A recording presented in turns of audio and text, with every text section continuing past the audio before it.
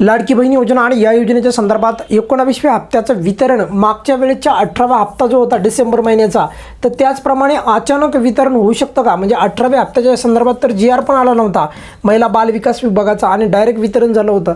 तर त्याचप्रमाणे यावेळेस पण तसं घडू शकतं का? तर त्यासाठी पुढील 4 दिवस अत्यंत महत्त्वाचे ठरणार आहेत. त्यामुळे सांगतोय की जानेवारीचा हप्ता आणि या हप्त्याला पुढील 4 दिवस जे आहेत अत्यंत महत्त्वाचे ठरणार आहेत. तुम्हाला सर्वांना माहिती आहे बघा, 7 तारखेला निवडणुका आहेत.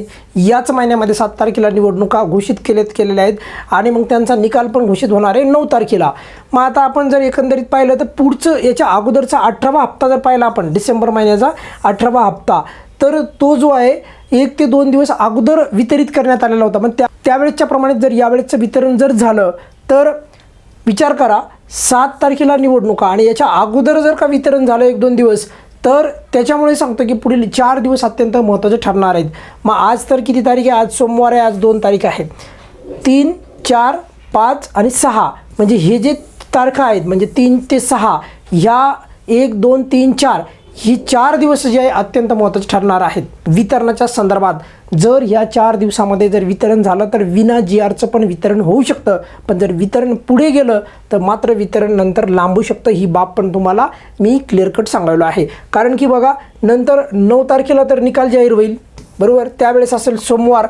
आता ऑब्वियसली या दिवशी तर वितरण नाही होणार. समजा ह्या 4 दिवसामध्ये नाही झालं तर 3, 4, 5, 6 म्हणजे ह्या 4 दिवसामध्ये म्हणजे येणाऱ्या उद्यापासून 4 दिवसात जर नाही झालं तर पुढे काय होऊ शकतं? तर माझ्या मते नंतर वितरण 12 तारखेच्या नंतरच वितरणाला सुरुवात होऊ शकते. बघा, 12 तारखेच्या नंतर वितरणाला सुरुवात होऊ शकते.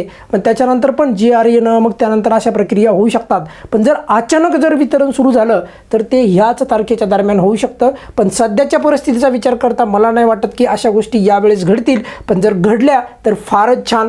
परंतु कोणत्याही प्रकारची वितरणावर अचानक जर का वितरण सुरू झालं तर तुम्हाला आपल्या चॅनलच्या माध्यमातून पुराव्यासहित खात्रीशीर अपडेट मिळेल. त्यामुळे काही चिंता करायची गरज नाही.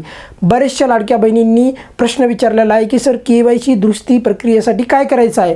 तर त्यासाठी तुम्ही अंगणवाडी सेविकेला संपर्क करायचा आहे.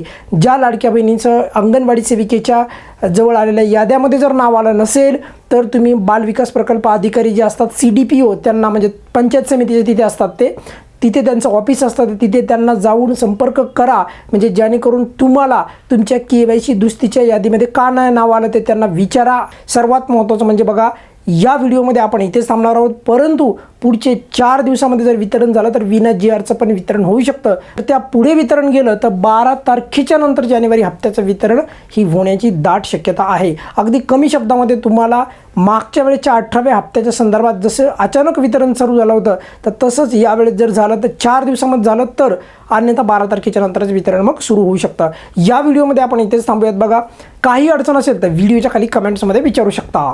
धन्यवाद.